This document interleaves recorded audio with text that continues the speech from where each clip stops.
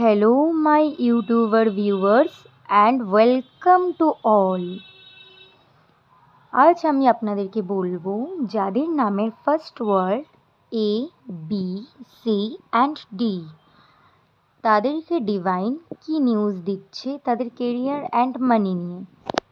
চলো দেখে নিই।